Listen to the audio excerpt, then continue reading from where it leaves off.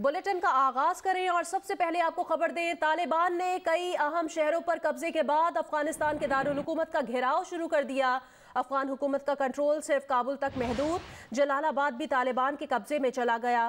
तालिबान ने उज़्बेक सरहद के करीब आखिरी बड़े शहर मज़ार शरीफ पर भी कब्जा कर लिया। तालिबान अपने पहले दौर में मज़ार शरीफ पर काबिज नहीं हो सके थे। ताज़ा अपडेट ये है कि जलालाबाद भी तालिबान के कब्जे में चला गया। अगर अब देखा जाए तो दारुल हुकूमत काबुल के बाद सबसे बड़ा शहर, जो आखिरी बड़ा शहर काबुल के अलावा देखा जाए तो उस पर भी तालिबान अब काबिज हो गए हैं। जलालाबाद भी तालिबान के कब्जे में चला गया है। तालिबान ने उज़्बेक सरहद के करीब आखिरी बड़े, जो इससे पहले जो एक और शहर था मज़ार शरीफ, उस पर भी कब्जा कर लिया था। तालिबान अपने पहले दौर में मज़ार शरीफ पर काबिज नहीं हो सके थे। इस शहर का दिफा करने के दावेदार अफगान फोर्सेस अब्दुल रशीद दोस्तम और अता मोहम्मद नूर फरार हो गए हैं और उनके बारे में कुछ पता नहीं चल सका। पाकिस्तानी सरहद के साथ दो अहम सूबों पख्तिया और पख्तीका पर भी तालिबान काबिज हैं। फारियाब और कुन्नड़ भी तालिबान के ज़ेर असर हैं। तालिबान अब तक 34 में से 25 सूबाई दारुल हुकूमतों पर कब्जा कर चुके हैं। कौम से खिताब में गुज़िश्ता रोज़ अफगान सदर अशरफ गनी ने इस्तीफे पर बात करने से गुरेज किया था और कौम को दिलासा दिया था कि फ़ौज को मुतहर्रिक कर रहे हैं। और आज सुबह की ताज़ा और अहम अपडेट कि जलालाबाद भी तालिबान के कब्जे में चला गया है। तालिबान ने काबुल को घेरना शुरू कर दिया। शहर से निकलने का वाहिद रास्ता काबुल एयरपोर्ट रह गया है, जहां शहरियों का रश है। लंबी कतारें हैं और बड़ी मुश्किल से परवाजों की टिकट भी मिल रहे हैं। अमेरिका ने अपने सिफारती अमले को बाहिफाजत निकालने के लिए फौजी दस्ते काबुल भेजे हैं। गवर्नर जलालाबाद ने इंसानी जानें बचाने के लिए हथियार डाल दिए। अफगान हुक्काम ने रॉयटर्स से गुफ्तगू में बताया है कि गवर्नर जलालाबाद ने इंसानी जानें बचाने के लिए हथियार डाले हैं और अब जलालाबाद भी तालिबान के कब्जे में चला गया है। इससे पहले मज़ार शरीफ पर भी तालिबान ने कब्जा कर लिया था। तालिबान अपने पहले दौर में मज़ार शरीफ पर काबिज नहीं हो सके थे, लेकिन मज़ार शरीफ भी उनके कब्जे में चला गया। और अब से कुछ देर पहले की अपडेट ये है कि जलालाबाद भी तालिबान के कब्जे में चला गया है। अफगान हुक्काम ने रॉयटर्स से गुफ्तगू में ये बताया है कि गवर्नर जलालाबाद ने इंसानी जानें बचाने के लिए हथियार डाले हैं। तालिबान ने कई अहम शहरों पर कब्जे के बाद अफगानिस्तान के दारुल हुकूमत का घेराव अब शुरू कर दिया है। और इससे पहले अहम और बड़ी डेवलपमेंट अब से कुछ देर पहले की कि जलालाबाद भी तालिबान के कब्जे में चला गया है।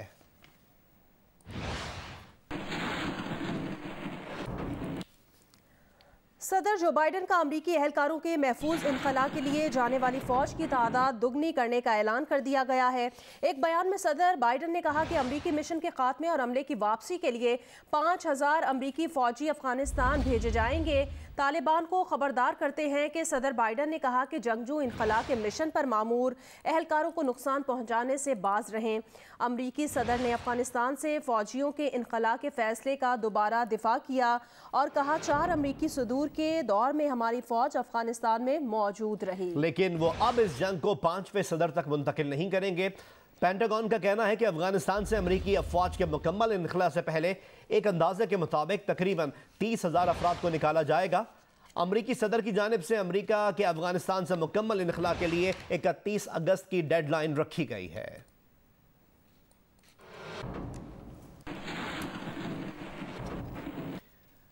अमरीकी वज़ीर ख़ारजा एंटनी ब्लिंकन ने कहा है कि अफगान सदर अशरफ गनी से बातचीत हुई है। अशरफ गनी से अफगानिस्तान की मौजूदा सिक्योरिटी सूरत हाल पर बातचीत हुई। कशीदगी में कमी की अमरीकी सिफारती और सियासी कोशिशों पर भी अशरफ गनी से बात हुई है। अमरीकी वज़ीर ख़ारजा एंटनी ब्लिंकन ने कहा कि अफगान सदर अशरफ गनी से बातचीत हुई है।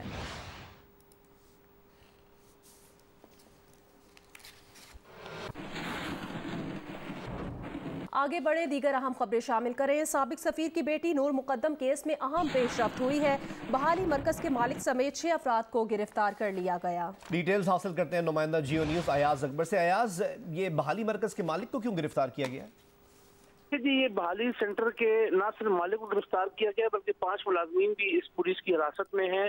ये वो लोग थे जब जाहिद जाफर ने नूर मुकद्दम को बेदर्दी से कत्ल किया तो गार्ड ने जब टेलीफोन किया था इनके वालिदैन को, जाहिद जाफर के, उन्होंने बहाली सेंटर के मालिक को फ़ोन किया, डॉक्टर ताहिर को, और उन्होंने उसके बाद अपनी टीम भेजी। इस पर पुलिस ये मौक़िफ़ रखती है क्योंकि इस पर इतना बड़ा ये वाक़या हुआ था, इनको पुलिस को बुलाना चाहिए था। किसी भी सिविल इदारे को या शख्स को ये इख्तियार हासिल नहीं है कि वो किसी किस्म की इस किस्म की जो सिचुएशन के अंदर वो सिचुएशन खुद हैंडल करने के लिए वहाँ पर पहुँच जाएं।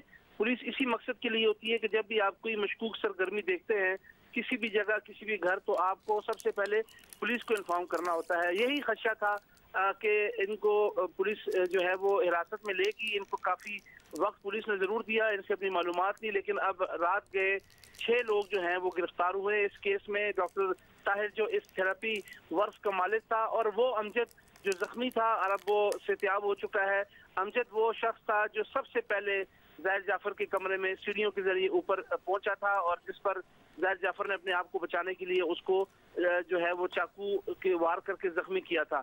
तो अमजद समेत बाकी जो है वो 4 लोग, वो टीम थी जो डॉक्टर ताहिर ने जाहिर जाफर को पकड़ने के लिए उनके घर पर भेजी थी। यानी 6 वो लोग हैं मालिक समेत जो इस वक्त पुलिस ने हिरासत में ले लिए हैं, गिरफ्तार कर लिए हैं, और बाज़ाब्ता तौर पर अब इस केस का हिस्सा होंगे। इसमें क्योंकि जो जख्मी अमजद है वो इसका चशमदीद गवाह भी है। ये वो शख्स था जो सबसे पहले उस कमरे के अंदर उसने देखा जब नूर मुकद्दम को बेदर्दी से कत्ल किया गया था, और आला कतर समेत बाकी शवाहिद समेत डॉक्टर बाली सेंटर के जो अमजद है जो जख्मी हुआ था वो चशमदीद गवाह भी है इस केस का, और साथ इसको मुलज़िम भी डिक्लेयर किया गया है, क्योंकि उस वक्त भी पुलिस को इन्होंने बताया नहीं था। जब इतना कोई मामला हुआ तो पुलिस को पड़ोसियों ने बताया, जबकि बहाली सेंटर की टीम वहाँ काफ़ी देर मौजूद रही, और ये पुलिस समझती है कि अगर टाइमली बर वक्त जो पुलिस को इतला दी जाती तो शायद आज नूर मुकद्दम के साथ ये बेईमाना वाक़या ना होता। लिहाजा अब पुलिस इसका आज जो है वो इलाका मजिस्ट्रेट से रिमांड लेगी और बाज़ाब्ता तौर पर इन 6 लोगों को केस में नामजद करेगी। जी बहुत शुक्रिया अयाज अकबर यूसुफजई, आपने तफसीलन अपडेट किया।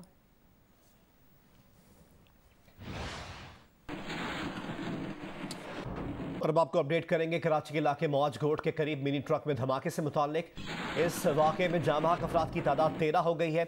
7 अफराद इस वाक़े में जख्मी हुए हैं। जाम बहक होने वालों में 7 ख़वातीन और 6 बच्चे शामिल हैं। कराची पुलिस चीफ ने कहा हमले में ग्रेनेड इस्तेमाल हुआ। वफाकी वज़ीर दाखिला शेख रशीद अहमद ने नोटिस ले लिया, IG सिंध से रिपोर्ट तलब कर ली।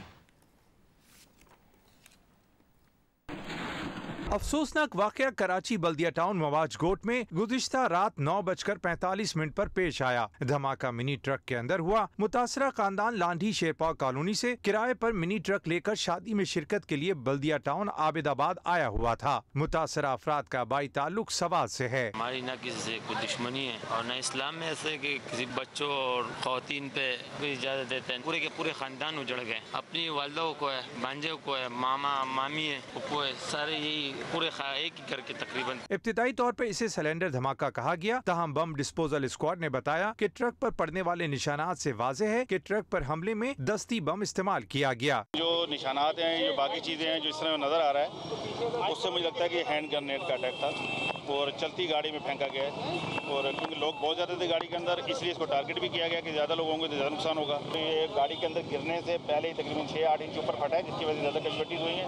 और गाड़ी के लेफ्ट साइड वाला जो पोर्शन है उस पर ज्यादा इम्पैक्ट हुआ है। कराची पुलिस चीफ इमरान याकूब मिनहास ने जियो न्यूज से खुसूसी गुफ्तगू में कहा कि हमले में रूसी साख्ता दस्ती बम इस्तेमाल किया गया था, जिसका लीवर भी जाए वकू से मिल गया है। ये चीज काफी हद तक इसमें क्लियर है कि इसमें ग्रेनेड यूज हुआ और उसके चूंकि जो पिंस या रेमनेंट्स मिले हैं उनसे इस्टेब्लिश हो रहा है कि इट्स ग्रेनेड। किया किसने है इसके बारे में हम अभी कुछ हतमी ओपिनियन दे नहीं सकते। पॉसिबिलिटी हो सकती है कि कोई इनका फैमिली डिस्प्यूट भी हो सकता है, जिसके ऊपर हम काम कर रहे हैं, और हो सकता है कि ये एक्ट ऑफ टेररिज्म भी हो, लेकिन जिसके बारे में कोई जब तक कोई सॉलिड एविडेंसेस ना आ जाए हमारे पास तो हम उसके बारे में कोई अभी हतमी ओपिनियन नहीं दे सकते। हादसे में जख्मियों को सिविल अस्पताल में तिब्बी इमदाद दी जा रही है। तर्जुमान जमात इस्लामी का कहना है कि जाँ बहक अफराद जमात इस्लामी के रहनुमा महराज खान सवाती के अहले खाना हैं। अमीर जमात इस्लामी कराची हाफिज नईमुर रहमान ने कहा कि धमाके में महराज खान सवाती की अहलिया, 2 सालियां और नवासी जाँ बहक हुई। महराज सवाती की बेटी जख्मी है। ये खानदानी झगड़ा नहीं, दहशतगर्दी का वाकया है। उन्होंने वाकये की तहकीकात और मुलव्विस अनासिर को सामने लाने का भी मुतालबा किया। जख्मियों की अयादत के लिए एडमिनिस्ट्रेटर कराची मुर्तजा वहाब और PTI रहनुमा खुर्रम शेर जमान अस्पताल पहुँचे, जबकि वजीर आला सिंध मुराद अली शाह ने पुलिस हुक्काम से रिपोर्ट तलब कर ली है। कैमरामैन जुबैरुद्दीन, अदनान अली,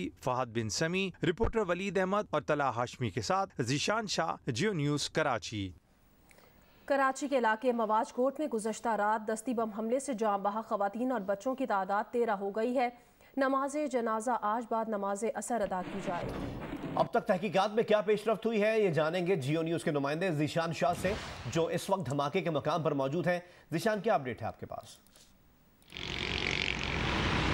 जी बिल्कुल, गुज़िश्ता रोज़ जो दिलखराश वाक़या पेश आया, मैं इस वक्त आपको उसी मकाम से रिपोर्ट कर रहा हूँ। गुज़िश्ता रात को इब्तदाई तौर पे सिविल अस्पताल में 12 अफराद जो हैं इस वाक़े में जाँ बाक हुए थे। तहम उसके बाद खबर आई जो कि जिना अस्पताल में 6 साला फ़हद नामी बच्चा भी मौजूद था और वो भी जान की बाजी हार गया दौरान इलाज, जिसके बाद में जाँ बाक अफराद की तादाद 13 हो गई है। 7 अफराद ज़ेरे इलाज हैं, जिनमें से एक खातून जो है वो वेंटिलेटर पर जा चुकी हैं। इस हवाले से अगर हम तफ्तीश की बात करें तो गुज़िश्ता रात को पुलिस ने जाए वक़ुआ से जितने भी गिरदनवा में मौजूद ऐनी शाहिदीन थे उनके बयानात कलमबंद किए गए हैं। इब्तदाई तौर पर खबर आई थी कि ड्राइवर को हिरासत में लिया गया, तहम जिस हमारे से जो हमारी पुलिस हुकाम से बात हुई उन्होंने इस बात की तस्दीक की कि ड्राइवर को हिरासत में नहीं लिया गया, तहम उसको उसके साथ भी बयानात कलमबंद किए गए हैं। तमाम तरह शाहिदीन बशमूल ड्राइवर के बयानात कलमबंद किए गए हैं। तहम अभी तक पुलिस ने जो वाक़या हुआ है उसका मुकदमा दर्ज नहीं किया। हतमी तौर पर फैसला पुलिस की जानिब से नहीं किया गया है कि ये इसका जो वाक़े का मुकदमा काउंटर टेररिज्म डिपार्टमेंट में दर्ज होगा या डिस्ट्रिक्ट पुलिस दर्ज करेगी। तहम जो पुलिस हुकाम का कहना था कि आज जो असर की नमाज के बाद में जो फैमिली की तदफीन होगी उसके बाद में अहल खाना का इंतज़ार किया जाएगा और फिर मुकदमे की कार्रवाई को आगे बढ़ाया जाएगा। जबकि पुलिस की जानिब से मुख्तलिफ इंटेलिजेंस मालूमात की बुनियाद पर भी तफ्तीश को आगे बढ़ाना शुरू कर दिया गया है। रूसी साख्ता हैंड ग्रेनेड के शवाहिद जाए वक़ुआ से मिले हैं। पुलिस हुकाम का कहना है कि अब जो गिरदोनवा की जितनी भी जो रूट की CCTV फुटेजेस हैं जो कि हब रिवर रोड से कनेक्ट होकर माजगोट तक जा रही हैं उनका भी जायज़ा लिया जा रहा है, ताकि अगर कोई इसके अंदर मुल्ज़िमान जो मोटरसाइकिल सवार बताए गए हैं उस हवाले से उनकी कोई निशानदेही हो सके, तो इस हवाले से भी तफ्तीश को आगे बढ़ाया जा रहा है। जी बहुत शुक्रिया ज़ीशान शाह अपडेट करने के लिए।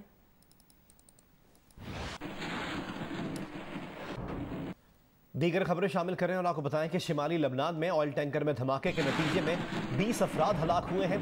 इस वाक़े में 7 अफराद जख्मी भी हुए। जख्मियों को अस्पताल मुंतकिल कर दिया गया। शिमाली लबनान में ऑयल टैंकर में धमाका हुआ है जिससे 20 अफराद हलाक हो गए हैं।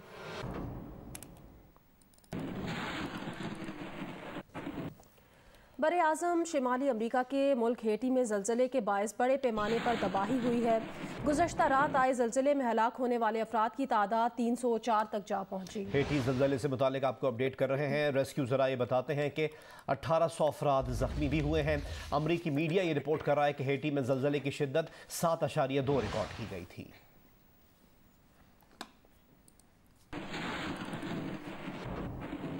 और अब जियो मौसम। आज कश्मीर, इस्लामाबाद, बालाई और वस्ती पंजाब, सूबा खैबर पख्तूनख्वा और गिलगित बल्तिस्तान में तेज हवाओं और गरज चमक के साथ बारिश का इम्कान है। महकमा मौसमियात का कहना है इस दौरान बालाई पंजाब, बालाई और वस्ती खैबर पख्तूनख्वा, कश्मीर और गिलगित बल्तिस्तान में चंद मकामात पर मूसलाधार बारिश की तवक्को है।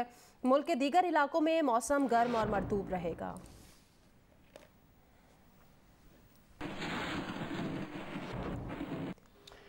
ठट्टा के कब्रिस्तान में 13 अगस्त को सुपुर्द खाक की गई खातून की लाश की नामालूम अफराद ने मुबैना तौर पर बेहुरमती की और लाश खेतों में फेंक कर फरार हो गए। लाश को 13 अगस्त को नवाही इलाके गुलामुल्ला में शाह इनायत कब्रिस्तान में दफनाया गया। इलाका मकीनों ने खातून की लाश कब्रिस्तान के करीब खेत में देखकर वुरसा और पुलिस को इत्तला दी। पुलिस ने लाश पोस्टमार्टम के लिए सिविल अस्पताल मकली मुंतकिल कर दी। वुरसा का कहना है लड़की की लाश को ज्यादती का निशाना बनाया गया।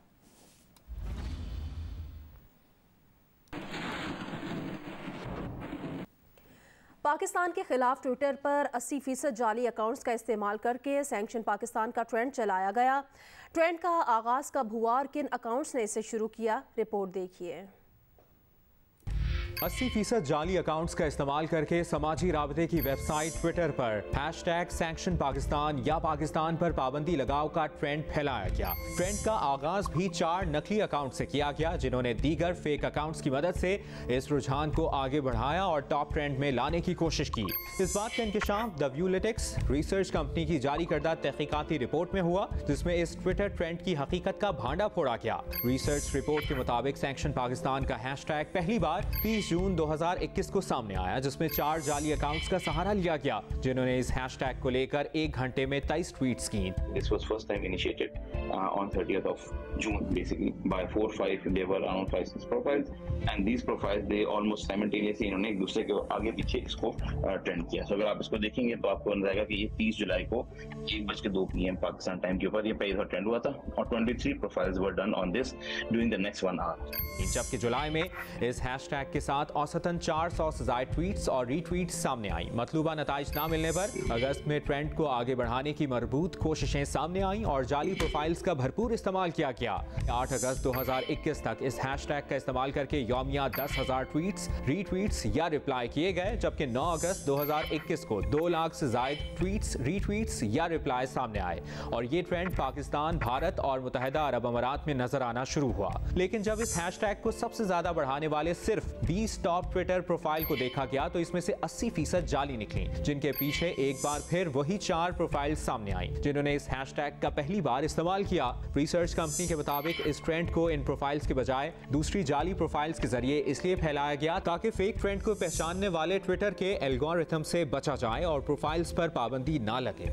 सैंक्शन पाकिस्तान के हैशटैग की शुरुआत करने वाले 4 जाली अकाउंट्स में से 3 इसी साल बनाए गए, जबकि एक अकाउंट में पुरानी आईडी को फाल किया गया, जिनकी सरगर्मियां जून 2021 से ही शुरू हुई। इन प्रोफाइल्स के जरिए जून से अगस्त 2021 तक सिर्फ 72 ट्वीट्स सामने आए। मुल्तान की मारिया खालिद लड़कियों के लिए मिसाल बन गई। वालिद का हाथ बटाने के लिए घरों पर रंग का काम करती है। 19 साल मेहनती रंगसाज मारिया से मिलवा रही हैं नुमाइंदा जियो न्यूज़ महमूना सईद। जी मैं इस वक्त मौजूद हूँ मारिया खालिद के साथ। 19 साल मारिया खालिद मुल्तान की पहली रंगसाज खातून है, बल्कि ना सिर्फ मुल्तान अगर ये कहा जाए कि पाकिस्तान में जो है ख़वातीन अब तक इस काम से वाबस्ता नहीं है तो ये गलत नहीं होगा। मारिया को खुद 9 साल हो गए हैं रंगसाजी का काम करते हुए और अब वो अपने वालिद के साथ ना सिर्फ काम करती हैं बल्कि ख़ुद भी वो अकेले भी जाकर ये काम करती हैं। रंग का काम है, मुश्किल तो बहुत ज़्यादा है, औरतों को तो क्या मर्दों के लिए भी बहुत ज़्यादा मुश्किल होता है। ये तो मेरे बाबा ने मुझे हिम्मत दी है, उनको देखकर मुझ में इतनी हिम्मत आई है कि मैं ये काम कर रही हूँ। अपने घर के मौशी हालात को बेहतर करने के लिए मारिया ने ये काम किया है और उसका ये कहना है कि वो ख़वातीन जो मौशी मुश्किलात का शिकार हैं और ये सोचती हैं कि ये काम मर्दों का है और ये ख़वातीन का काम है, वो हिम्मत करें और कोई भी अब ऐसा काम नहीं है दुनिया का जो ख़वातीन नहीं कर सकती। इंग्लिश क्रिकेट टीम के टॉप प्लेयर्स की IPL में मसरूफियात की वजह से इंग्लैंड के दौरे पाकिस्तान में उनकी शिरकत खदशात का शिकार है, लेकिन इंग्लिश क्रिकेट बोर्ड दौरे में फुल स्ट्रेंथ टीम भेजने के लिए पुरअज़्म है। एक भारतीय वेबसाइट ने दावा किया है कि ECB ने BCCI को बताया है कि उसके प्लेयर्स को IPL के बाकिया मैचेस में शिरकत की इजाजत दे दी गई है, जिसकी वजह से अहम खिलाड़ी पाकिस्तान के दौरे के लिए दस्तयाब नहीं होंगे। ताहम जियो न्यूज के राब्ता करने पर ECB के एक आला ओहदेदार ने बताया कि इंग्लिश बोर्ड पाकिस्तान में फुल स्ट्रेंथ स्क्वाड भेजने की तैयारी कर रहा है। IPL और दौरा पाकिस्तान के हवाले से पॉलिसी को आइंदा हफ्ते तक जारी कर दिया जाएगा। टोक्यो ओलंपिक्स में शानदार कारकर्दगी का मुजाहरा करने वाले अरशद नदीम और तलहा तालिब ने सदर मुमलिकत आरिफ अलवी से मुलाकात की। दोनों एथलीट्स को 10-10 लाख रुपए कैश अवार्ड से नवाजा गया।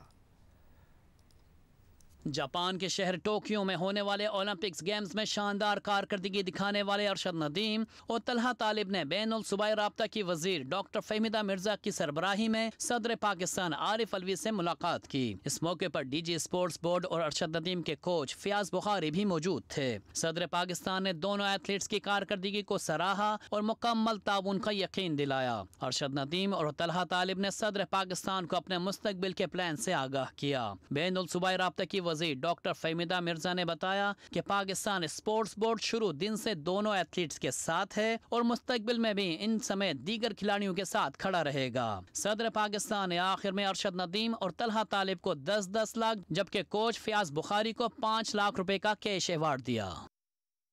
जश्न आज़ादी की रौनक को लाहौर कलंदर्स और ज़िला इंतज़ामिया ने बरकी कुमकुमों, पाकिस्तानी झंडों और मेली नगमों से खूब दोबाला किया। तफसीलात बताएंगी हुमा मसरूर बुखारी। मुल्क भर की तरह लाहौर में भी यौम आज़ादी का इस्तकबाल कौमी जज्बे और वलवले से किया गया। आज़ादी के जश्न में लाहौर कलंदर ने भी ज़िला इंतजामिया के इश्तराक से अपना हिस्सा डाला और लिबर्टी चौक को आज़ादी के रंगों से सजा दिया। सब्ज़ लाली परचम, बरकी कुमकुमों और डांसिंग लाइट से माहौल और भी खूबसूरत बना दिया। मिली नगमों ने जिंदा दिलाने लाहौर का खून खूब गरमाया। बड़ी स्क्रीन पर लाहौर कलंदर के खिलाड़ियों के पैगामात, कायम पाकिस्तान की यादें और डिप्टी कमिश्नर मुदस्सर रियाज का पैगाम भी दिखाया गया।